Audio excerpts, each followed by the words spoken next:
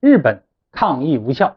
中国这一举措直戳日本要害，日本到底在害怕什么呢？再不向中国妥协有何后果？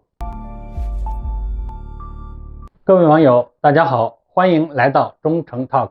自从日本岸田文雄就职首相以来日本在亲美反华的立场上变得更加激进，尤其是在军事上的表现尤为突出。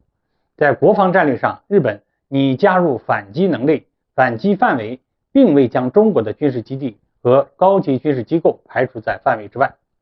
在军费支出上，日本拟将国防费用从现在的 GDP 1%提高到占 2%。 日本外相甚至因此向美国献媚，声称此举的目的是要为美国在亚太地区提供更好的帮助。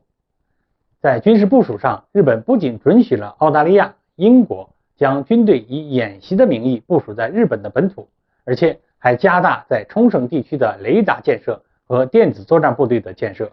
可以说这一系列行为的目的都是为了遏制中国。为了回应日本当局如此殷勤的献媚拜登也于近期开启了访日之旅，而中国也恰恰在这一时机开始了反击。据日本共同社近日报道，日本外务省就中国在东海区域内建设新的天然气战井平台提出了抗议。同时，日本首相岸田文雄也对此表达了抗议，认为中国方面的行为对日本来说是不可接受的。据资料显示中国方面在东海油气田的问题上坚持主权在我、共同开发的立场。2008年，中日双方同意共同开发东海地区的油气田，并开始具体谈判。但是由于2010年的钓鱼岛撞船事件，中方单方面终止了这一谈判。为什么中国方面搭建一个战井平台就让日本抗议不断呢？核心还在于中方的这一行为戳中了日本自认为的要害，也就是中日领海的边界争议问题。如果日本默许了中国开采争议地区的油气田行为，那么就意味着日本承认了中国对这一地区的主权，这明显是日本当局所无法容忍的。在这种情况下，日本自然急得跳脚。但是从目前的结果来看，日本抗议并未取得效果。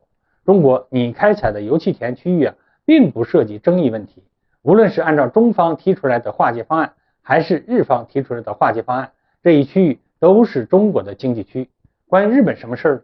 而中方在此时此刻的举措同样也有其深意。一方面，此次拜登访问日本，其背后对中国的恶意已经是世人皆知。面对于美国和日本的苟合，中方自然不可能坐视不理。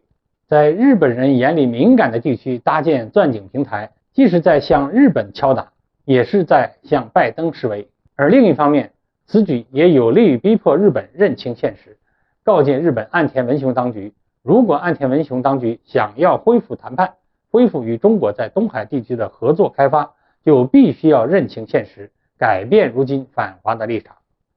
事实上，无论日本如何挣扎抗议，在中国坚持主权在我、共同开发的强硬立场面前，岸田文雄忍不住也得忍。如今东海油气田的主动权已经被中国掌握，如果岸田文雄再不妥协，那么以后想和中国合作开发的机会都没有了。好，各位网友，今天的话题我们就聊到这儿，我们下期再见。